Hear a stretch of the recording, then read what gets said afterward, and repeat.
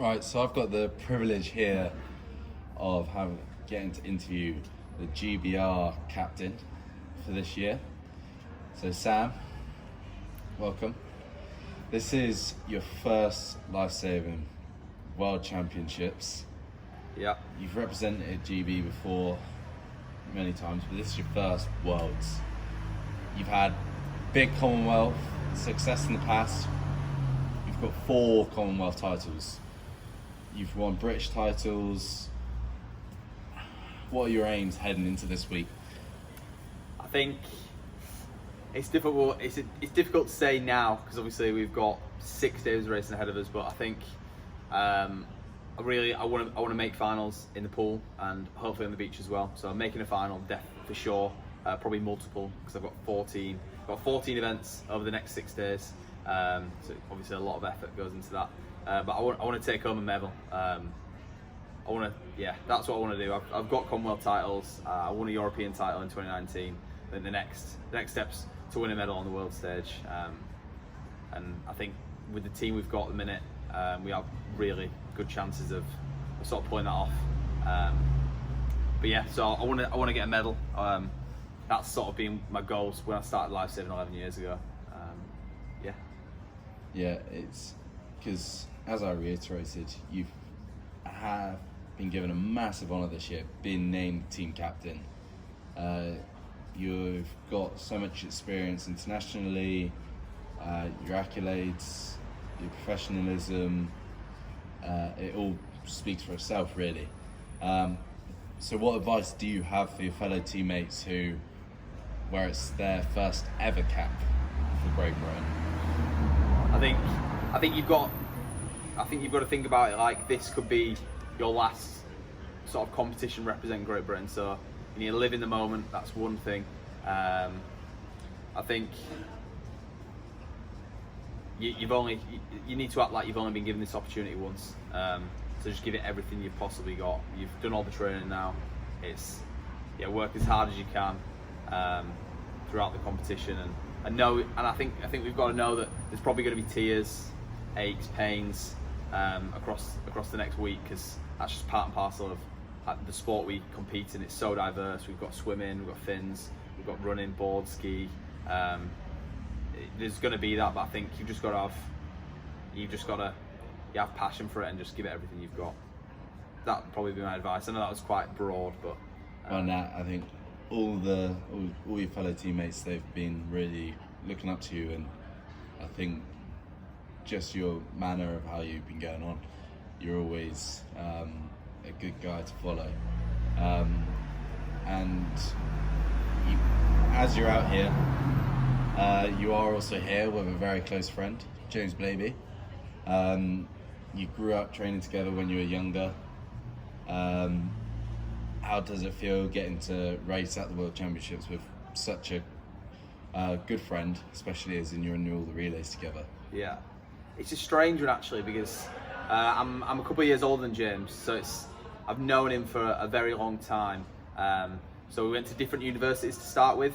So I went to a uni in Sheffield, and he went to Loughborough, and then I decided to go do a masters at Loughborough. We sort of trained together. So initially I did lifesaving alongside swimming, whereas James just did swimming, and then he went to university and started lifesaving. So it was strange because it was someone who I swum against to then and being friends with him, and then he started lifesaving later on. But yeah, I think it's really good. It's sort of having someone from home.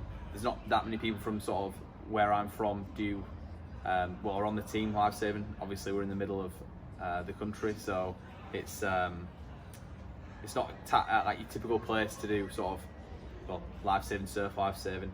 But yeah, it feels great, sort of representing Leeds together and Yorkshire. As you just said, yeah, you're living in Leeds, but previously trained in Loughborough. But as I understand right now, you are training solo. Just tell me about the mental fortitude it takes to commit so many hours in the pool when you're on your own. Yeah, I found it really, really tough at the start. So I finished university, and the club I train, who I race for, the times to train are really sort of strange. So most people train at lunchtime because they work from home, whereas I don't have that privilege because I'm a teacher. So I just decided I want to keep racing. I love the sport, so I'm just going to have to sort of grit my teeth and bear it and train by myself. So it's really tough, like finishing work like 5-6 o'clock and then getting down to the gym, like putting the grind in, and then obviously getting in the pool. So in the lead up to this, I was doing like 3 swim and then 7 or 8 swim. 3 gym, 7 or 8 swim. But yeah, I think it's just, if you want something enough, you'll sacrifice for it, and that's what I've been doing, and I'll probably continue to do until I stop getting faster, I suppose. So yeah, well, as you said, it's countless hours, and I think, as I've said before, everyone in the team is recognising that and back home, and it's pretty inspiring. And a possible surprise maybe in the selection of this championships, you weren't actually selected for 50 metre mannequin carry, as this was an event you won gold in 2017 at the Commonwealth Games and bronze in 2019 at the Commonwealth Games. Not being selected, is it a disappointment, or does it show the depth and quality Great Britain now has in this sport, especially in the pool? I think you've hit the nail on the head. I think I think I won sort of every 50 carry national title from 2014 to 2019. I won it every year. Like it wasn't a given. And then sort of Josh has come along out of the youth, and then James has come along from Loughborough. And I think it just shows the depth that the UK has now got in the pool. Again, like 50 carry, one of my best events, rescue medley, I'm not in both of them. And I think it shows that, I think we're really building on each other. All the pools are getting faster, and I think it's needed. I think there's been a bit of sort of, I don't know the right word for it, maybe like stagnation, like the same people have been winning, but now there's competition. Every time I go, I'm like I know I'm going to be up there, but I know I might need to PB to win this event, and I think it shows that sort of we are getting better, and instead of just being a surf nation, we're both, I think we are pure lifesaving now, a real good mix of sort of pool and beach. So. Yeah, well, Great Britain and yourself, we've got a lot to offer over the next few days, and hopefully we start setting the world's on fire. So Sam, it's been great to talk to you. Good luck for the rest of the week. Yeah.